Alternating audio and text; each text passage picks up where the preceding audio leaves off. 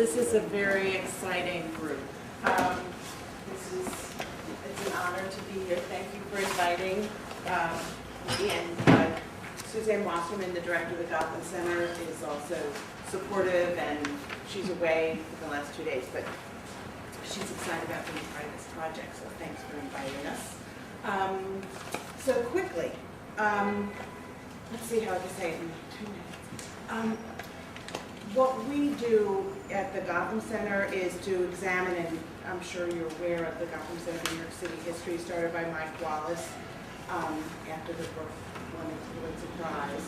And at the CUNY Graduate Center, it's one of the many centers there. And we examine and explore the city's rich history.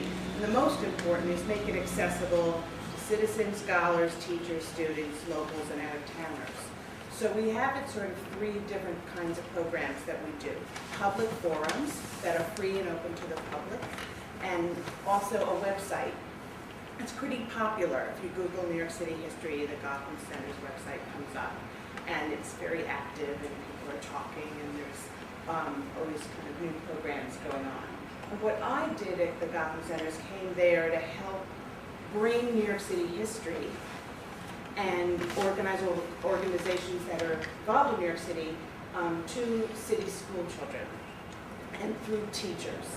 So I run a lot of professional development programs, and we receive some citywide grants, and the newsletter that I gave you is one of our newsletters. We worked in partnership with the New York City Department and did citywide programs for the last few years.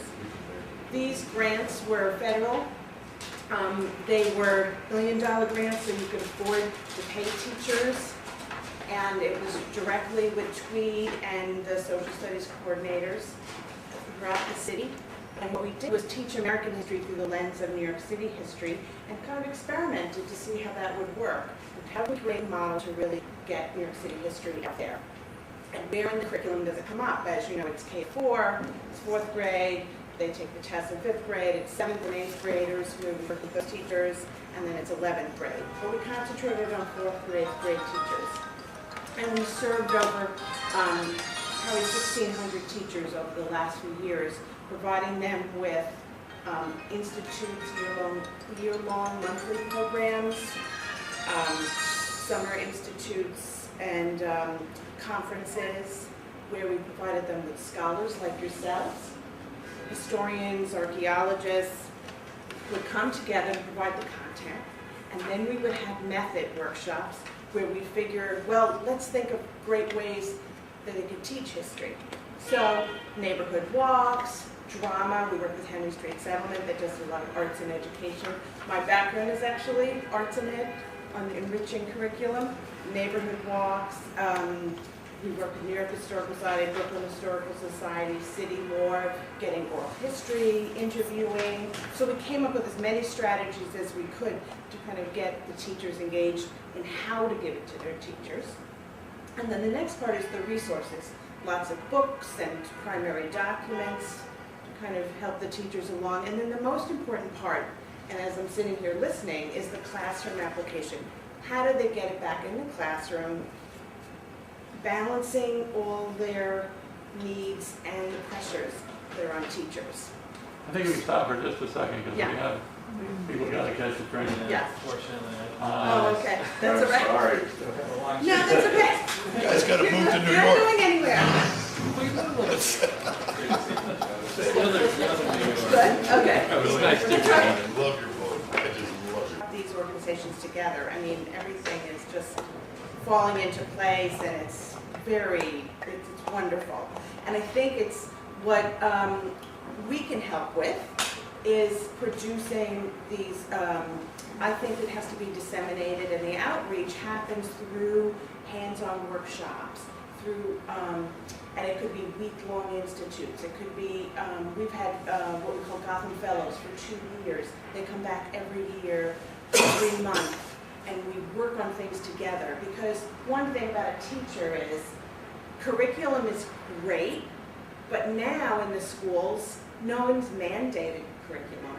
There isn't. There's standards and performance measures and tests, but it's up to each principal in each school and the teacher how they teach it.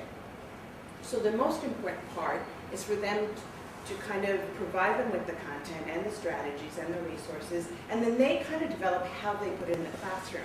So we work one-on-one with those teachers. We've also created teacher leaders, where those teachers turnkey to other teachers. That's one of the best ways, I think, to actually put it in the schools, is that you develop, we have 25 teacher leaders, and they're therefore reaching out to hundreds of more teachers, and then every year it's more and more children who actually get this information. So this is really a ready-made product to actually go out, and we can provide the Graduate Center and my access to both TWEED, the Department of Ed, the social studies directors there, each of the networks of schools. Now that they reorganized again, they'll probably reorganize again into networks they call school support organizations. We have contacts with those networks and individual schools themselves. So I sort of know how to kind of network around that. So we could reach the, what are there, 1.4 million children, and there's 1,400 schools. But I think it's doable, knowing different ways to do it. So. Yeah, one thing I think that the assumption of the History Center's role is, particularly in the curriculum area, is not to either supplant or duplicate what our sister brother organizations have done.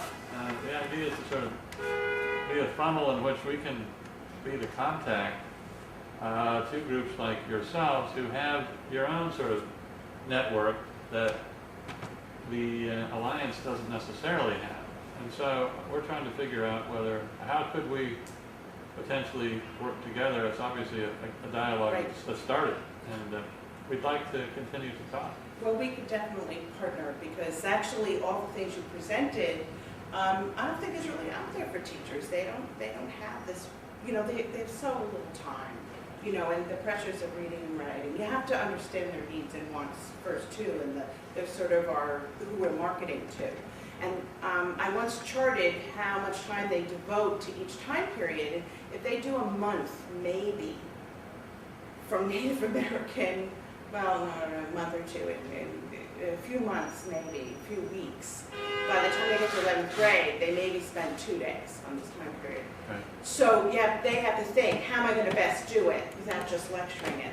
The other thing to realize is, and I saw such great hands-on, wonderful things that teachers would love to see, because they can pull this and then figure out how to get it in the classroom,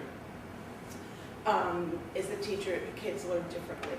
So we have to give it to them in 17 different ways, hearing and listening. It's not only through lecture. What's exciting is these are hands-on materials and visual primary sources, and it's going on boats, and it's very tactile. It's artifacts. So I think that what's here is great, and we can help partner to develop those workshops. I believe in professional development, that's the best way to actually get it usable. Right. Really getting it on, taking it off the shelf and putting it right into the schools.